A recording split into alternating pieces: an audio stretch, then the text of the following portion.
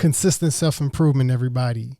You are now listening to American gypC Podcast. I'm your host, Classic, and I am here with my co-host, gypC. And today we have Colin Thompson. He is the co-founder of XChainZ Inc, an online education platform that is backed by AI and blockchain.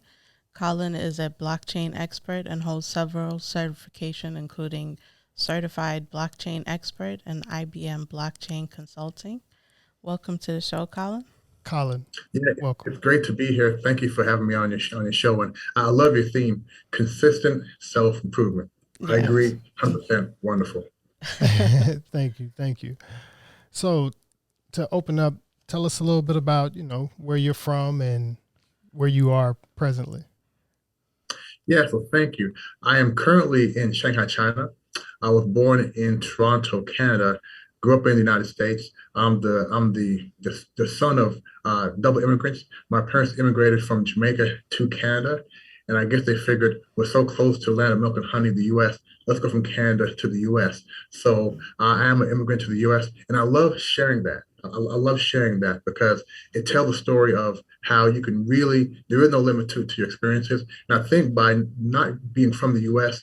and having parents who are from Jamaica, it really gave me a desire to see the world and live abroad, which was what really brought me here to Shanghai, China, where I've been now for almost 14 years.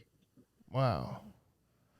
What brought you, what made you pick Shanghai? What brought you there?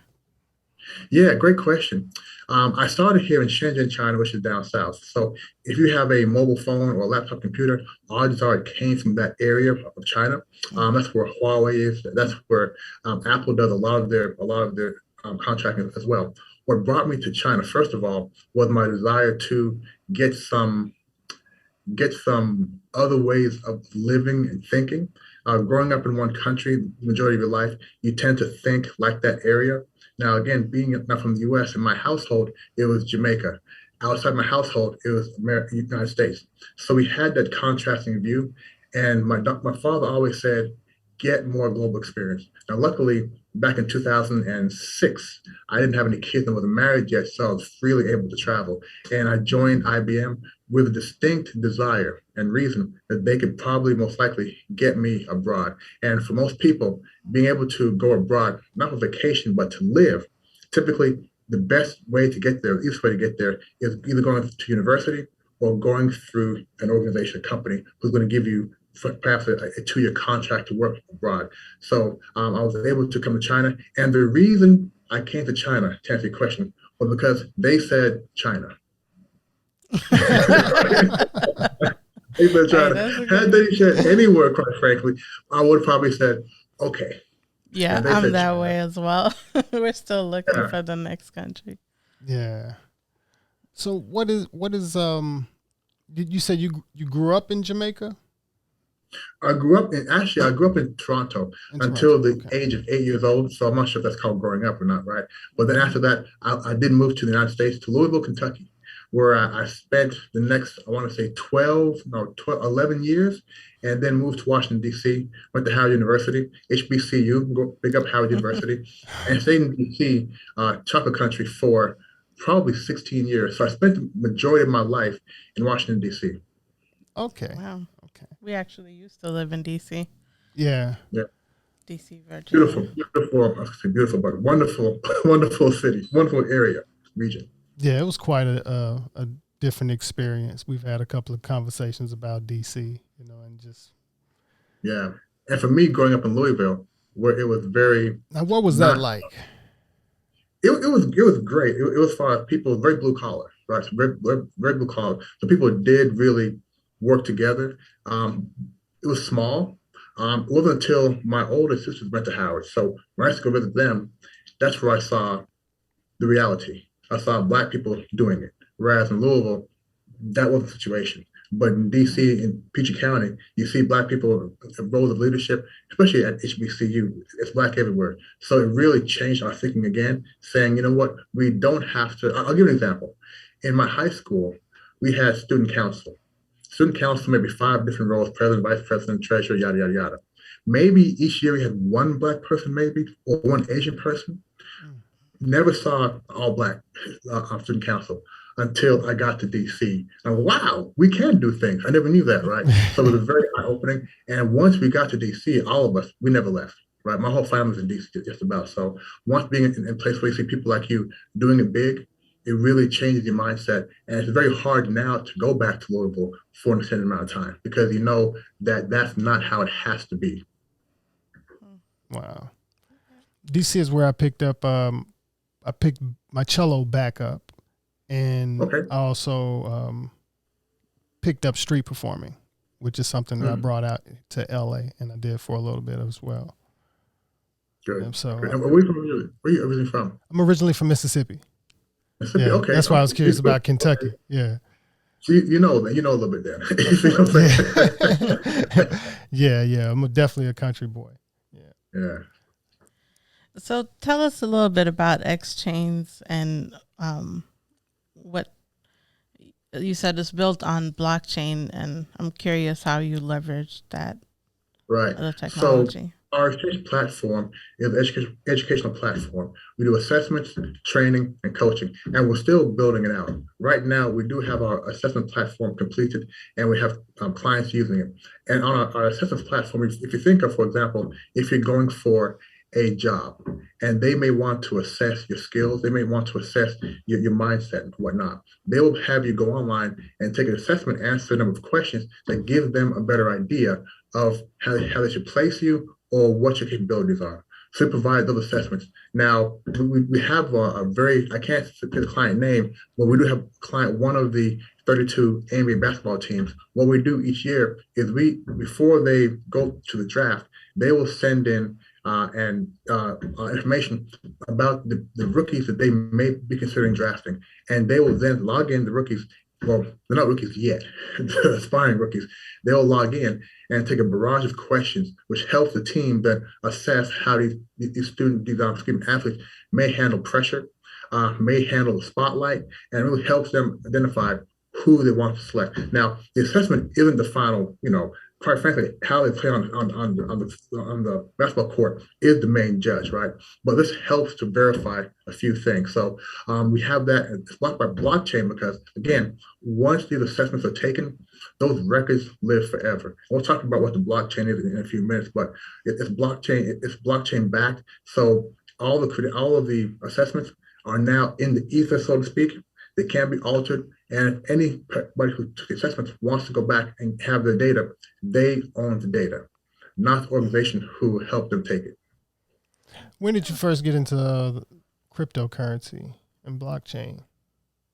Well, okay, so two separate things, right? So I first got into blockchain back in December of 2017. Okay. 2017. And I heard of blockchain and I knew that, very rarely do we have an opportunity to get into a new technology early. Blockchain's been around for a long time, but as far as it trying to be applied to business, it's relatively new. So I said, if I could learn blockchain now, in 5-10 years, I may be able to be a player in the space. I'm still playing, I'm still growing my reputation, but I wanted to get into it because my background is IT. At Howard, I studied information technology. My MBA is in e-commerce. So I've really always been interested, and I want to make sure that if this is a new technology, let me get in now, learn it, and again, in a few years, hopefully, I can be a player in the industry. Now, cryptocurrencies, I got involved. I want to say much later in 2018. A teammate of mine from Howard University, when I was at Howard, I wrestled. A teammate of mine had actually created his own cryptocurrency. We had a conversation, and he brought me in, asked me to help him sort of market the cryptocurrency. Now that was a few projects ago, quite frankly. It's now 2022, and you've seen the cryptocurrency market and industry, the landscape change tremendously. Back in 2018, you may have heard of Bitcoin, maybe Ethereum, only a handful. Now there are literally thousands upon thousands upon thousands of cryptocurrencies. So being able to identify which one is a smart investment, being able to identify why as an individual you want to even get involved, very good questions, which I'm sure we'll talk about today. Yes. So I guess we can start out with explaining what is, because for us, we're pretty new to the space. So even when he asked, when you said separated the blockchain versus cryptocurrency, can you explain the two and what's the difference for someone Absolutely. who has no exposure? Yeah. So the blockchain was created to support cryptocurrency, specifically Bitcoin. So it was created by Satoshi. I can't say Satoshi or something? Okay, Satoshi Nakamoto. Okay, so and we don't know who he is. So back in I want to say the early 80s or 90s, he created the blockchain to support having what we call a DLT, distributed ledger technology. And blockchain is really just a list of transactions. So think of an Excel spreadsheet, and you have a list of transactions. What makes this special is this list is decentralized, meaning it's not owned by one central party. It is on thousands of computers globally. Each computer is called a node. I'm not going to get too technical, right? But think about that one spreadsheet being on thousands of computers. Because it's on thousands of computers globally, everybody has the same copy. If one copy has something changed, the network will not accept it. So it's virtually impossible to change any records in a blockchain once it's been written. So each time you have what we call one block, so one block, let's say your spreadsheet has 1,000 rows. Once those 1,000 transactions are put out to the network, that becomes one block. This process happens again, and again. So each time that transaction goes out and a new block is formed, those blocks become the chain. Now, what links them together is code called cryptography on each one. So there's information on block 1 that ties it to block 2. Information on block 2 that ties it to block 3. And if anything is altered, it will not be accepted. So it's very, very secure.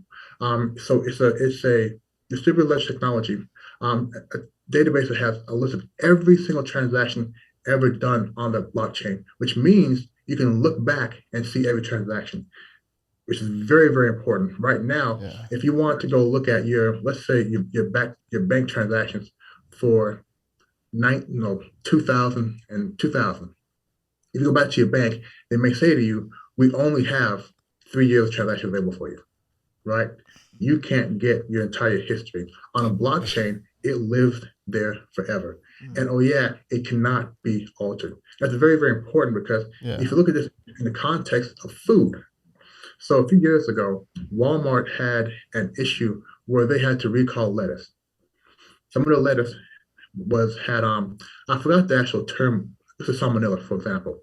And they had to recall that lettuce in almost all of the stores in a region of the United States. Thousands of dollars, millions of dollars were lost, and it took them up to 2.5 weeks to trace that bad lettuce back to the farm. Okay, so much disruption. Was that E. coli? Thank you, E. coli. Thank you, E. coli. Yeah. So now, what they did a few years ago, they said, let's incorporate blockchain. Because again, remember, every transaction can be traced back. Transactions can't be changed. What they did, they said, okay, let's look at this single avocado. How long will it take them to trace this avocado back to the actual farm? 3 minutes. 3 minutes. So think about that. Now that we can trace it back to the farm, we don't have to recall from every store.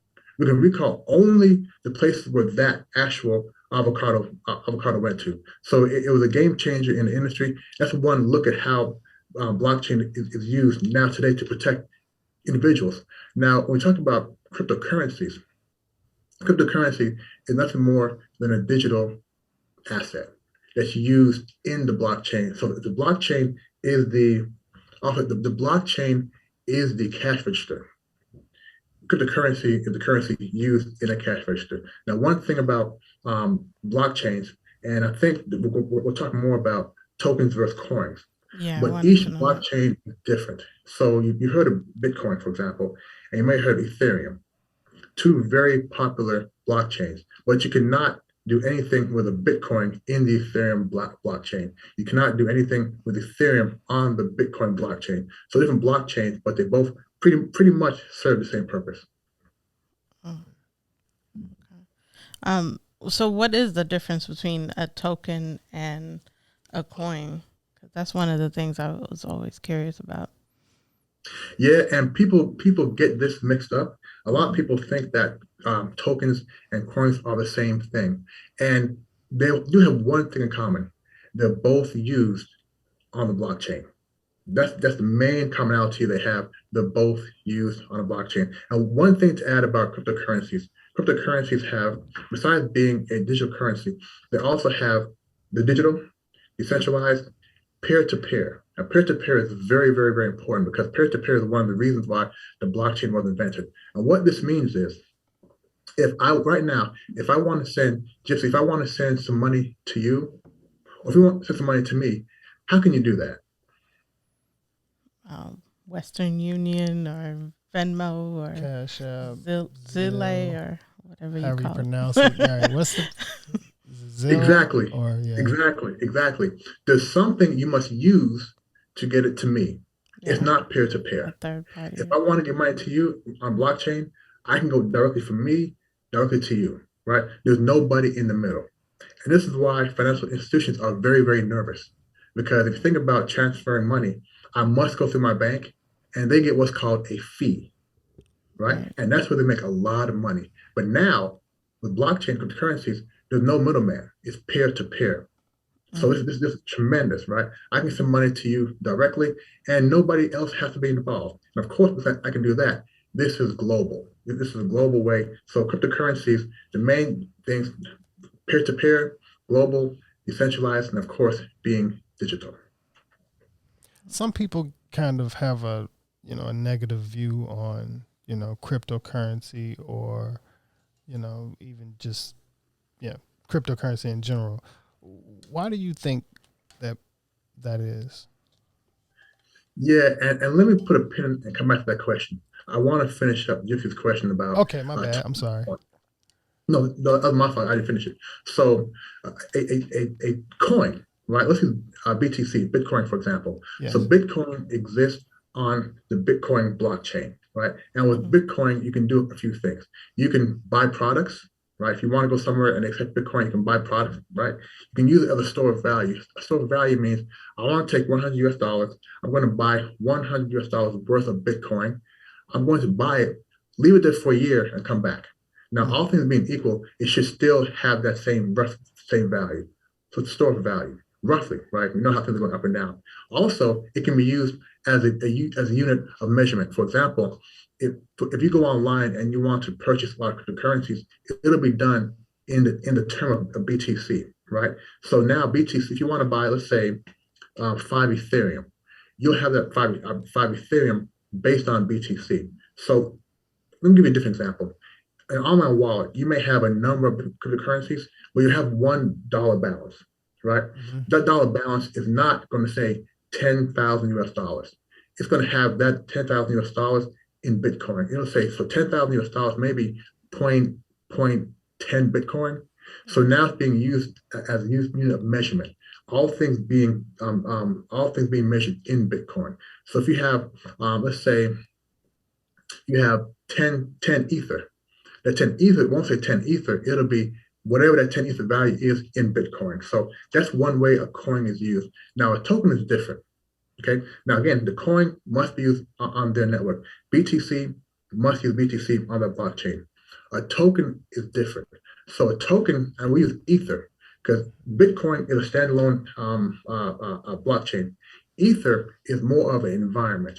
So within Ethereum, you can have tokens. So classic. If you created a classic token, you can use that classic token within Ethereum, right? Ethereum has what's called ERC20.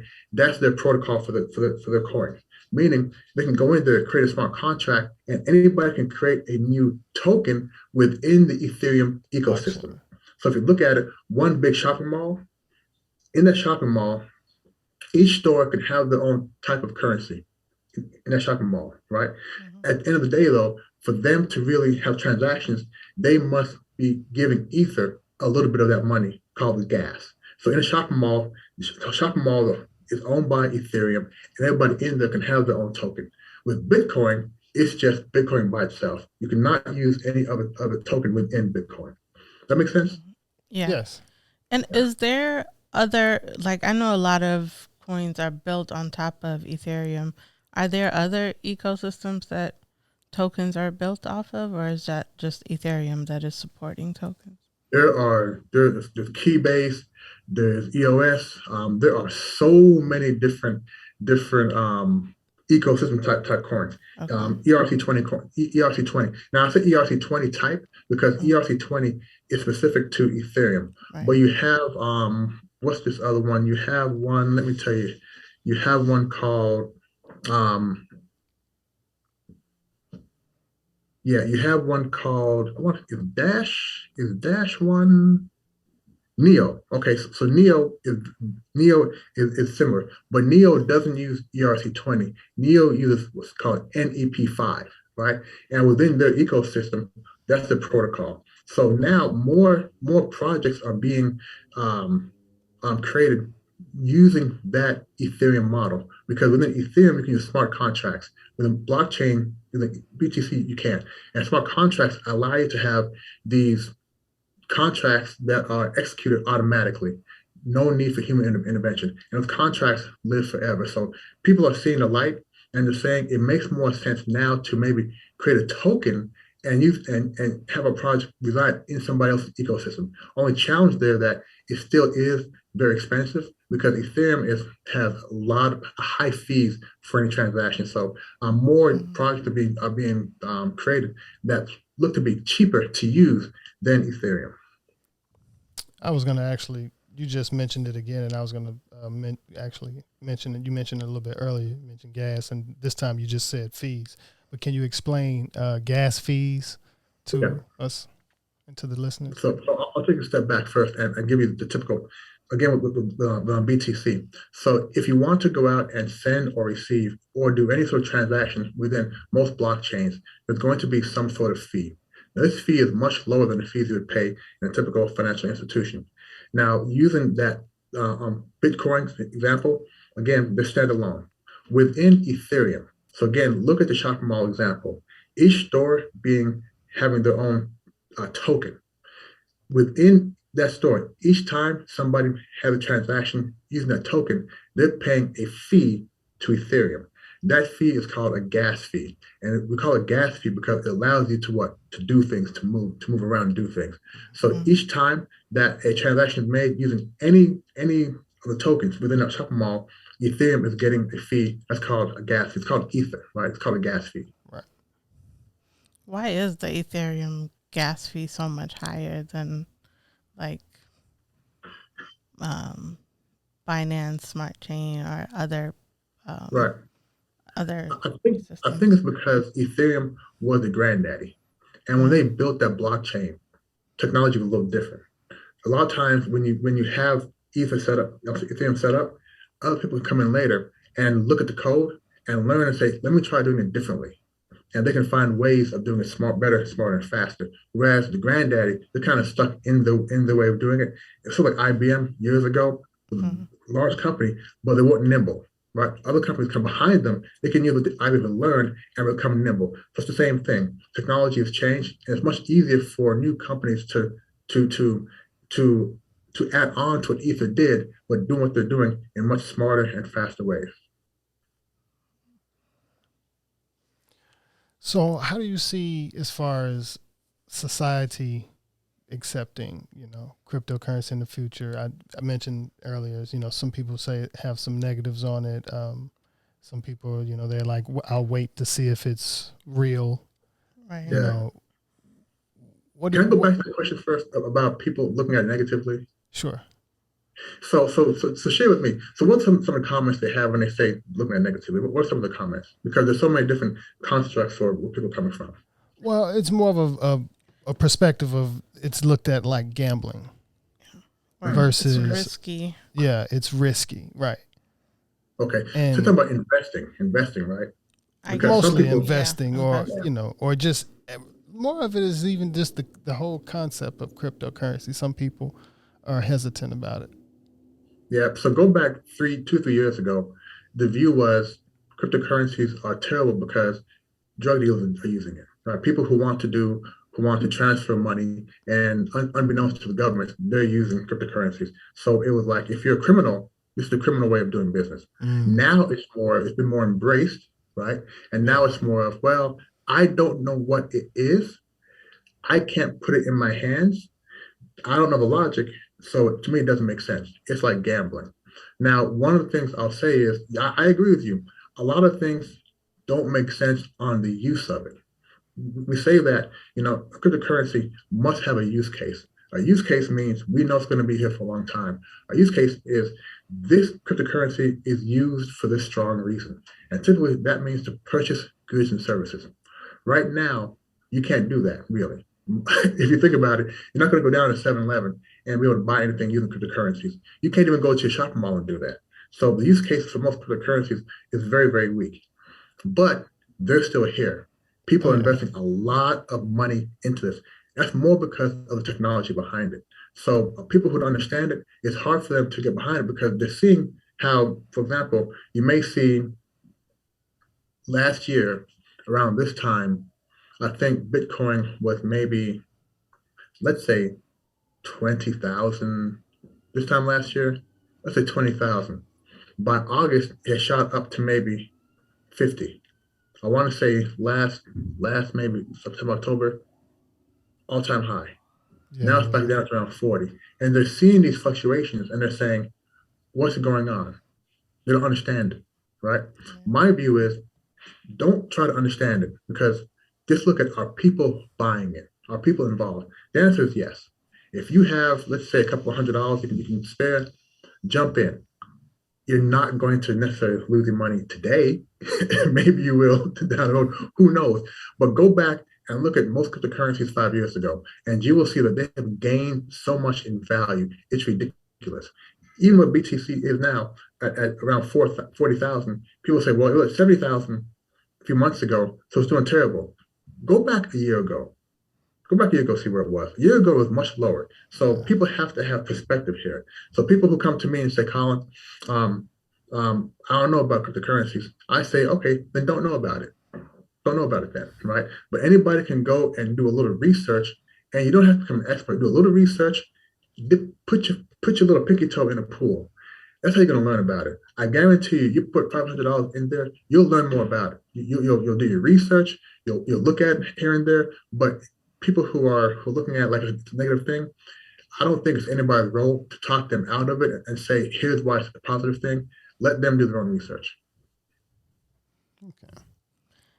How do you personally, on the investing side, how do you personally decide what to invest in, and what are some tips you have for people when they're looking to get into investing in cryptocurrency?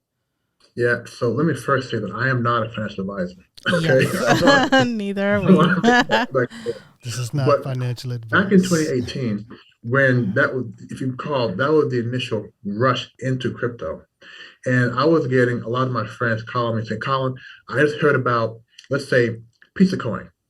And everybody eats pizza, right? This project is going to take off. I got to get in now because my cousin's barber's uncle's brother told him to get in now. What do you think?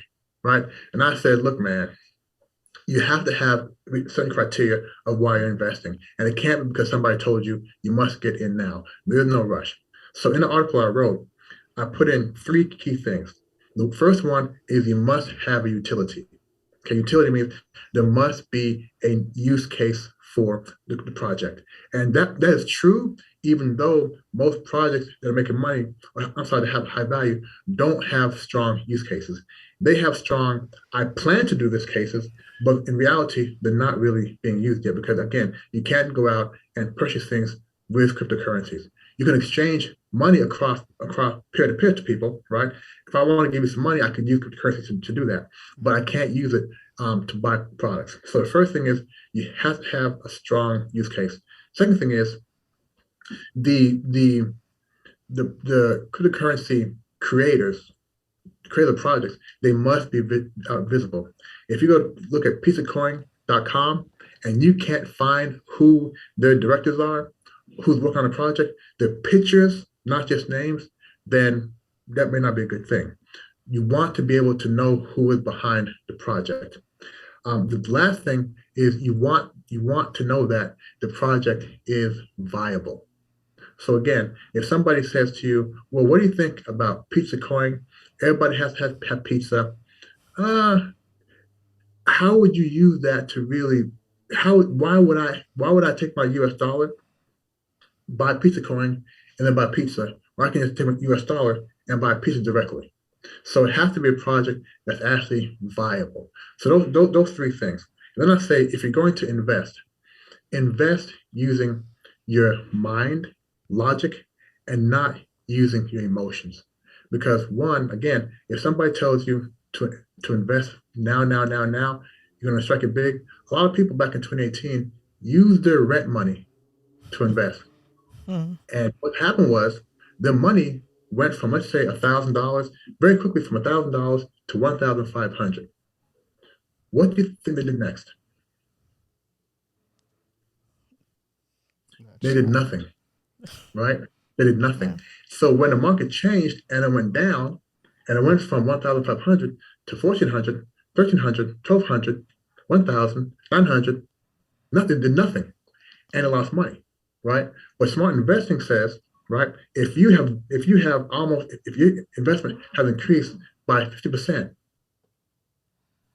sell or just do something, pull out your niche anyway. So people weren't making good decisions. So a lot of people lost a lot of money because they don't know how to invest. So if you take the same tactics you investing in traditional markets into cryptocurrencies, you've been doing pretty good. Most folks have what's called FOMO. You know FOMO? Yeah. Fear of missing out. Yeah. Fear of missing out. And they say, wow, it's been going up so fast. If I pull my money out now, I'm going to miss out on where it could go, right? Mm. And they don't do anything until it falls back down to below where they invested. So a lot of people just don't make sound and wise investing decisions. So again, my thing is understanding, knowing who the people are behind a project, is a utility, and is the project logical? And finally, don't invest with your emotions. Invest with your mind. What do you use to research? Before you invest, when you're looking to see if, what are some resources online that you use to find the next token that you want to invest in? Yeah, one of the easiest things to do is to go to Bing, go to Google, and say, what are the top cryptocurrencies out there, right? So you get good information there. You can also go to coinmarketcap.com. Coinmarketcap.com. They have two things. They have a listing of all the top cryptocurrencies globally. And if you click on a coin, you can get more information. I mean, thousands of coins. They also have listings of exchanges, cryptocurrency exchanges, where you can actually go and purchase these cryptocurrencies. It's very important because a lot of cryptocurrency exchanges get hacked and people lose their coin. Now, I'm going to tell you, people say, you know what, blockchain sucks because this exchange got hacked, people lost money. The blockchain didn't get hacked. The actual exchange got hacked. And that could be doing somebody giving out passwords for security, but the blockchain didn't get hacked, right? The exchange got hacked. So you want to make sure that when you go out to invest, you're going to proven exchanges. Coinbase is good, Kraken, Binance, somewhere where you know they have really top security, and this site's really safe to use. So recently, Crow.com made a power move by changing Staples Center into Crypto.com. What do you think about that type of thing with certain tokens? Well, I love it. I love the fact that it's just Crypto.com, right? I love the fact that they're not putting it out there. It's hard for people not to see the word crypto, even though, again, people may understand the technology behind it. But I think the fact that it's coming to the mainstream to tell you something, once the movement gets going, it's hard for that movement to be stopped. And I think that regardless of whether or not people understand, or on my side, we think there's a lot of logic behind decisions being made, crypto is here to stay. So what do? Do you stand on a sideline and watch it and say, I don't get it, look what's going on? Or do you get involved? And I think that even if you don't believe in cryptocurrencies, sort of like, let me try to give an example. Um, I remember, true story, back in 1995, 96, I said, oh my God, they put cameras on phones. How stupid is that? Right? Right? And I was like, Yeah. this is crazy. And now look at where we are. It's all So about the same camera on here. the phone. Yeah. You're paying We're for the seeing a camera. movement. Yeah, we're seeing a movement. So I think right now, most folks should just try to get involved, even if it's just a small amount of money, invest it, and then watch it, and learn how to move it from platform to platform. Learn how to play in the space because if you fast forward 5 years, we have no idea how things are going to be. But if the last 5 years is an example, cryptocurrencies are not going anywhere, and they're only getting more and more valuable. I've used it a few times. I used the example of, from cassette tapes to MP3s or to Spotify, and even just from, VHS to Netflix. Yeah, It took yeah. some time, but nobody cares about a VHS anymore. And, we definitely don't care about cassette tapes like that. So, I remember I got a laptop that had no floppy disk thing, and I was like, "What the heck is this?" And the guy said, "No, man, now we're using the jump drives. yeah." And I was like, "No, we're not." And I was yeah. So the best thing here now is educating kids on cryptos because kids can Okay. jump in now and learn it. Right now there's a whole NFT craze. Kids are making their own art. Kids are now being able to sell their art online and NFTs, non-fungible tokens. And the main difference between NFTs is NFTs, non-fungible tokens versus fungible tokens. So let's say, for example, Bitcoin is fungible, meaning you can take one Bitcoin and buy one Bitcoin. You exchange those because they're equal. One Bitcoin equals one Bitcoin. With NFTs, because in most cases they're art, right? One piece of art does not equal another piece of art. So they're non-fungible. You can't just say, I have this picture of Scottie Pippen. I have a picture of Dennis Rodman. Let's trade equal. They're not equal. They have a different value, right? Right. So NFTs are a whole new craze, and we're still trying to understand the. Well, let me say, we don't need to understand the why, right? Because the why is not important. What's important is people, there is a craze going on, and how do you take advantage of being within that craze? And I think one of the reasons people are supporting NFTs is because it gives the artist more power. And I'll say that in two ways. Typically, to sell your art, you must go to an art house and have somebody else involved. Again, a third party must be involved. Now, art can be sold directly to a consumer. And just if I want to sell, if I'm the artist, I want to sell my work to you directly, I can do that. And with the use of a smart contract, again, now we're going back to the whole ecosystem. A smart contract now because all NFTs are within I'm going to say the Ethereum type ecosystem. So now with a smart contract, it can be in a smart contract. I sell to you. And when you sell to somebody else, I get a portion of the proceeds every time it's sold automatically, right? So I don't have to trust you to send to me. Every time it's sold, I automatically get a portion of the proceeds. Very powerful for artists. Very powerful. Yes. I guess what are some ways that um, you see NFT being used besides in the creative space? Um, well, there is a new groundswell of trying to protect real life assets. For example, if you're a sneakerhead and you go pay $1,000 for a pair of sneakers, that sneaker can be embedded with either RFID tag, or perhaps it have a certain serial number on it, and that serial number can be tied back to an NFT, right? In the NFT, it has the ownership of that particular product. Now, again, NFTs, blockchain technology, ownership is fully traceable. Whoever had the credentials, owns that product. So in case of a robbery, in case things are stolen, you can always trace back who is the true owner of this actual physical product. Yeah, let transparency. me add one thing also. 'Cause I told you before, I'm going to give you two reasons why people buy NFTs. One is to support the artist. The next one is because, and this is something that just came up a few months ago because I was trying to put my head around why people are paying all this money, right, for art where they own a copy, right, Yeah. of this digital art. Think about the Michael Jordan meme where he's crying at Kobe Bryant's wedding. It's a very famous meme, right? Yeah. He's crying, tears are coming down. There are millions of copies of that right now, millions of copies. There are people who want to say, yeah, there are millions of copies, but I own it.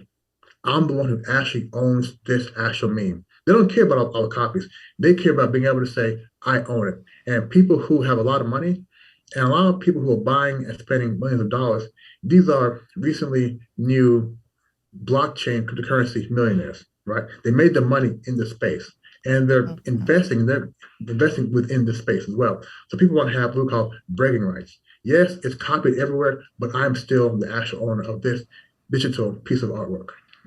Because I've been wondering, like, who is buying, this art for $69 million, and why is it that much? It's But how does it? most cost maybe $5, a dollar. Mm, You can go out right now and you can buy NFTs for, a dollar.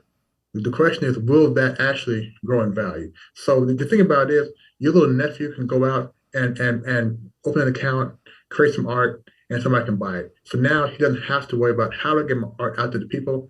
It's a whole marketplace now. So for our audience, can you walk them through, let's say if they want to go buy NFT, what would be the process? Yeah. So basically, and I'm going to make it very simple. You want to go to an NFT marketplace. I think gypC. So if they Google and they can just type in OpenSea? how to Open. buy NFTs. But let's say gypC. They'll go OpenSea? to gypC. I guess OpenSea. OpenSea. Thank you. Yeah. OpenSea. Thank you. Go to OpenSea, create an account, and they'll actually walk through all the steps. The first thing they're going to do is they're going to create an account that's verified of who they are. They're going to have to then find a way to transfer some cryptocurrencies into that account. And it depends on what platform you're using as to what sort of token that they'll accept. In most cases, they'll accept Ethereum. They'll have that token, and then they can just go through and click through different artists' pieces of work. It's very similar to going to an online learning platform and looking for registering and looking for a training course to take. It's very, very similar. You go out there, you see a piece of work, you may bid on it, or you may actually put in a purchase price. It's very simple. But the easiest thing to do to tell everybody, the easiest thing to do is go to YouTube. Go to Yeah. YouTube, type in something, and it'll show you exactly step by step by step how to do something. What's the difference between a crypto exchange and a crypto wallet? So a crypto exchange is where you're going to be exchanging crypto back and forth with other people or yourself in another wallet. So crypto exchange, let's say you have Coinbase is very famous, right? You have Uh-huh. Coinbase and you have Binance. If you have an account in Coinbase, you may want to send money to somebody else who has an account on a different cryptocurrency platform like Binance. It's very simple and easy to take your funds, your cryptocurrencies, get their address, get the wallet address, and send to their wallet. Now within the exchange, your money is stored in an online wallet. So think of your wallet you have in your back pocket or your purse, right? It's very, very similar. The difference is only you have access to this wallet. To get coins out, you must send it to another address. The address is a wallet address. So just if you want to send money to Classic, you must understand what is his, let's say, BTC address. He'll give you his receiving address. All you do is enter that address, coin goes to him. That's the exchange. The wallet itself is where you house your cryptocurrencies. And you have an online wallet. You also have an offline wallet, which is called a cold wallet. A cold wallet is very similar to an external hard drive. This is where you would then put your cryptocurrencies on that hard drive. This is the safest way to store your currency. The problem is if you lose that wallet, that hard drive, it's gone. It's Mm-hmm. gone. You cannot recover that. So you have what you call the online wallet. You can also have a wallet on your hard drive in your on your desktop, and then you have your cold wallet offline. So three different types of wallets. Cold wallet, on a hot wallet. But I tell people use what method you think is best to secure your cryptocurrencies. Again, some exchanges get hacked, right? Now, some have insurance now. For example, if a Coinbase gets hacked, they will find ways to get you your money back, maybe 2 years later, who knows? The safest place is to have it on your external hard drive, but you must make sure you do not lose the hard drive or the key, the passwords to your hard drive. Yeah. You read my mind because I was going to ask you, what's your opinion on like whether to use a physical wallet or a cloud wallet or, keep it in the exchange. So thank you for answering that. I think everything in the cloud will be hacked one day, but the cloud wallet is different to me from a wallet on exchange, right? So, I think clouds are just waiting to be hacked. But most exchanges, top exchanges, have improved security, which makes it more safe. But if you have a large amount of money, I would say definitely pull it down, go to the bank, rent a safe deposit box, put it in the secure, and lock it up. It's great advice. Thank you. Yeah. I wanted to ask about your transition from here to, say, Shanghai. How was that?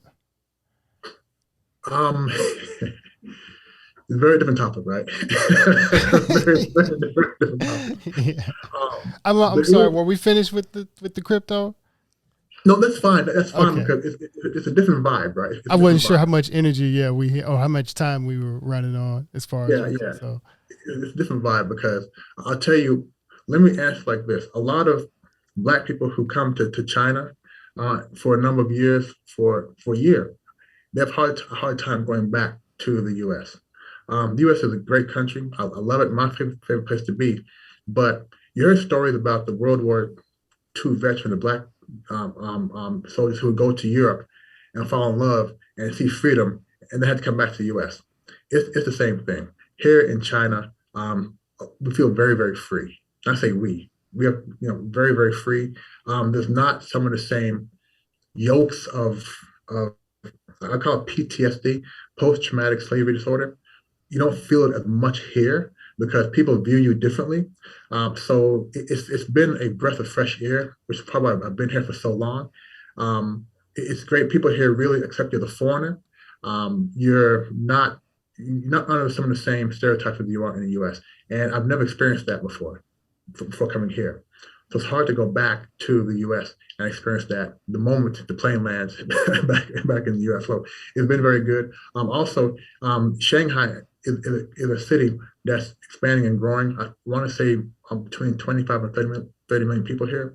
So it's very, very big. There's new technologies.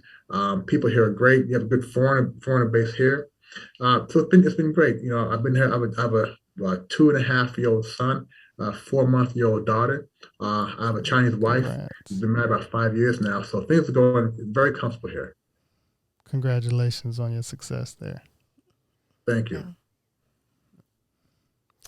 Well, before we get ready to close it out, is there anything you'd like to share about some upcoming projects that you're working on with our audience, or the links to where they can find you? Yeah, so this is not related to cryptocurrencies, but last year, as you know, in the United States, Juneteenth became a federal holiday. Yes. So here in Shanghai, a few of us got together and decided before it became a holiday, we wanted to have the first, hopefully annual Juneteenth event here in Shanghai. So last year, we were able to pull off on Juneteenth, and we had, I want to say, up to 150 people come and join us, and it was supported by the U.S. consulate here. Great event. This year, We're doing it again, and this will be the second annual Juneteenth event in China, right? And we have even more support by the U.S. consulate. We're going from, I want to say, a venue last year that could hold about 200 people to now an outdoor event. We're planning to have upwards of 500 to 600 people. So we're going to make sure we do a lot of promotion for this, a lot of advertising for this, and we want to make sure that some parts of this is going to be available post online. Now, one thing we're doing is different. We'll also have, I want to say, the National HBCU Art Alliance. I'm not sure of the actual acronym, but I'll send it to you later. You can put it into notes. Okay. We're now also going to have touring here in China during the month of June, 30 pieces of work from artists who went to HBCUs. So that is a tremendous activity here for the month of June to support Juneteenth. And again, I will provide more information on that. But we're trying to really, bring the local China community up to speed and aware of the history of African Americans in the United States. And the best time of year for us to do that is around Juneteenth. So I wanted to share that project. Okay, yeah, we'll definitely take that into consideration. Last year, I remember the first effect of the holiday, I was trying to get my passport and it was closed on that day. Federal. Yeah, it was the first time they closed. I was like, out of all days, I guess. But yeah. It's real, right? It's a real holiday then. Yeah. So I definitely remember that exact day last year. We were going to Mexico. So that's something. Was it, you say June? Yeah, we'll have to take June that. 19th. Yeah, we'll have to look around for that. That sounds fun. I guess let the listeners know where they can find you. Any projects so I am on LinkedIn. Colin C. Thompson. You can also go to my website, oligye.com, oligye.com. Also, as it relates to XChainZ, you can go to XChainZ, XChainZ, like two chains, .io, XChainZ.io. Okay. And we'll have the links below as well. Yeah, we'll have all the information in the description. And for the listeners, you can find the podcast at americangypsy.com. And we also have merch at luamlee.com. Yes. And again, Colin, thank you so much for sharing so much valuable information with us, also with our audience. One of the reasons for the platform is, for us to learn and also for others to learn what we're interested in as well. So, I appreciate you having me on. And one last comment to listeners. If you're curious about blockchain and cryptocurrencies, most people are more curious about cryptocurrencies. Put your foot in the water, right? Go to YouTube, learn how to purchase a little bit, and leave it alone for 1 year, right? No matter what happens, leave it alone for 1 year and learn how the market works, learn how to use the platform.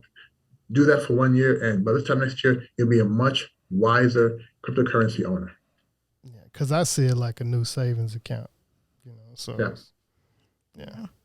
I've learned a lot just from being in the space, just even learning different currencies that are not even on some of these larger exchanges, and it's been a learning thing about different. I learned from her, so I'm in it pretty good. There's one project I want to highlight called Guap Coin. So Guap Coin, GUAP coin. Have you heard of it? No, I haven't heard of that one. Yeah, so Guap Coin was started by Miss Evans probably back in 2018, and it's a cryptocurrency created to amplify the economic voice of our culture. So it is a Black-owned cryptocurrency, and it's really to make sure that within the Black community, in our ecosystem, we have a currency we're using amongst ourselves. So she's on a mission to get more commercial places to accept the coin. So Guap Coin, GUAP coin.com. It's been really growing over the last few years. You're not going to find it on a lot of the major exchanges, but if you go to the website, you will find where to buy it and support this project. Because again, one thing that we do have, we are very much misrepresented in the blockchain space, crypto space. So anytime you can support a Black coin, I would say do it. Definitely. Thank you for sharing that. Yeah, thank you for sharing that with us. Again, to our listeners, thank you again for supporting, for pressing like, commenting, and also following, subscribing, even for donating. We thank you. We love you. Consistent self-improvement to everybody, and have a nice day or good night. Peace. Peace.